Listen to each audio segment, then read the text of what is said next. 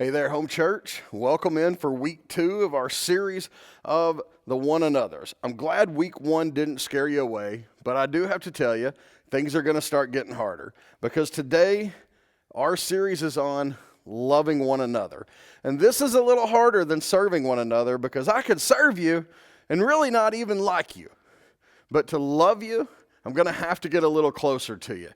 Now, before we jump in, I added this point for our sermon Sunday morning. This is a free point. Loving one another does not mean that we are always going to agree on everything. But we live in a time where people think that if we disagree, we have to hate each other, right?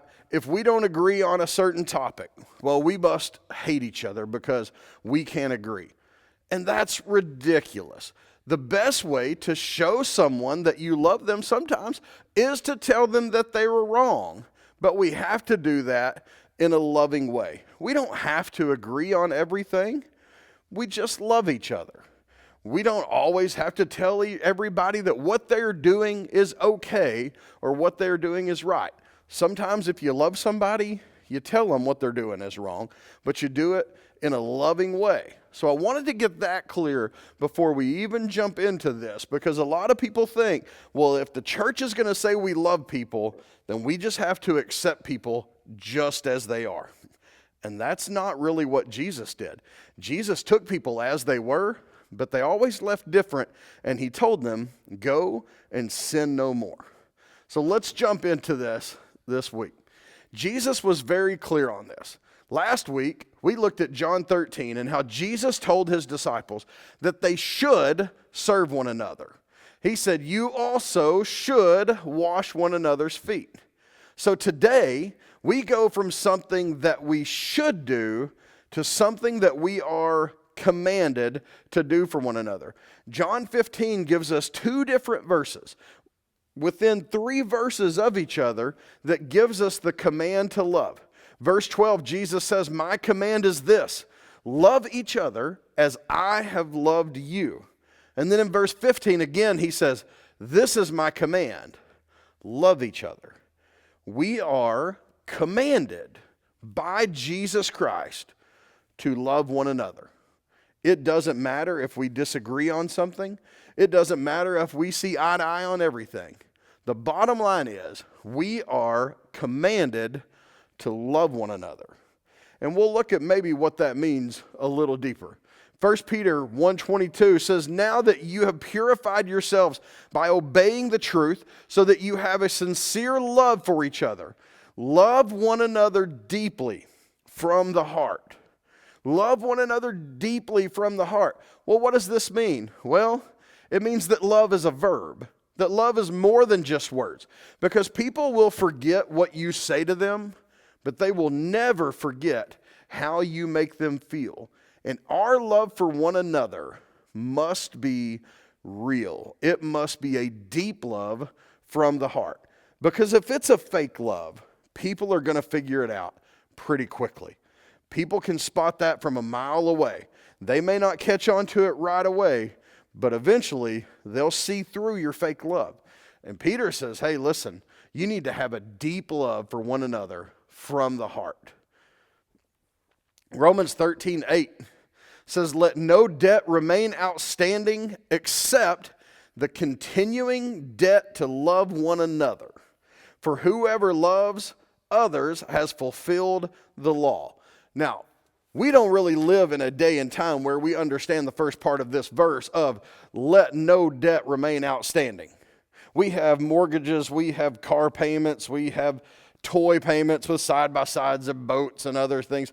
We have all kinds of payments that we have to make, credit card payments. We've got our kids in all these activities, and that costs money. That's a debt that we owe. In this day and time, Paul was saying, hey, don't have any debt except the continuing debt to love one another. And what this tells us is that love is a debt that we owe. We owe a debt because we had a debt that we couldn't pay. And God paid that debt for us. God asked us to respond to the sacrifice that he made by loving one another. And Paul tells us that loving one another is how we fulfill the entire law is that we love one another. So love is a debt that we owe because of what God has done for us. Jesus boils it down to one command. Remember when they asked Jesus, what is the greatest commandment? This is the question they asked when they were going to try to trip him up. They had him in the synagogue, and one of the teachers of the law said, "Teacher, what is the greatest commandment?" Now, this was an easy question for Jesus to answer, and he knocked it out of the park. He said, "That's easy. Love God. Love God with everything you have, with all your heart, with all your mind, with all your soul. Love God." And then he said, and the second one is like it. Love your neighbor. Because all the law and all the prophets hang on these two. But just hours before Jesus went to the cross, he brought everything he had taught his disciples down to one command. He had all of his guys together, and he brought everything down. He said, "Guys, you've heard me say all of this. Now, in John 13:34, a new command I give you." Not a new suggestion, not a new idea, not a new theory. A new command I give you: love one another. As I have loved you, so you must love one another. Now, Jesus wasn't specifically talking to the 11 guys that were with him that night. Jesus was talking to everyone who is going to hear these words. Last week we talked about the man who heard the words of Jesus and did them. And his house was like a house built upon the rock, and the waves couldn't touch it. And then there was a man who heard the words of Jesus and didn't do them. And it was like he built his house on the sand, and the storm came and the house collapsed. These words still ring true for us today. And if we hear these words and do them, we are wise. And so we are called, we are commanded to love one another as Jesus loved us. He gave himself for us. He took what was best for me and put that ahead of what was best for him.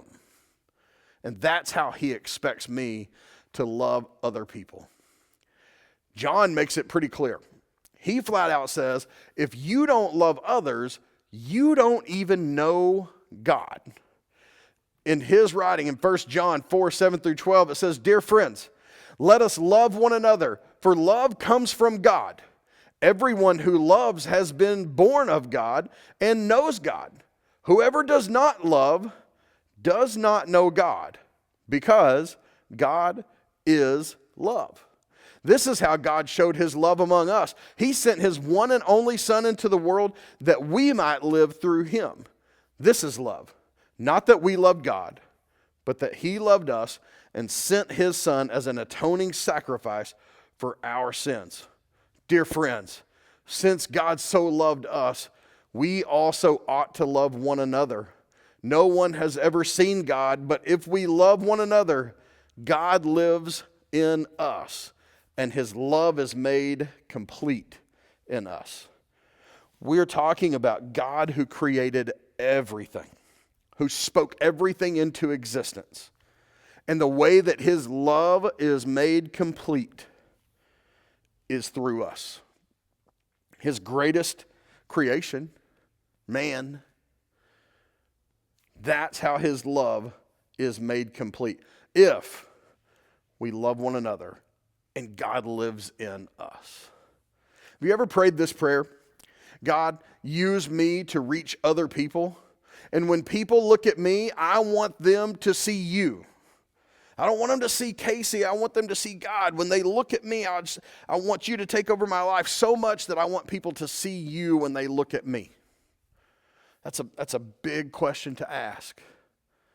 You want to know how that can happen? If you want to see people, if people want to see God in you, then loving people is not an option. Loving the people that God created is the only way that they will see him through you. People that don't necessarily look like you, maybe people that didn't even vote like you, people that don't even think or act like you, maybe people that don't even like you. Love them. It's the only way people are going to see God through us.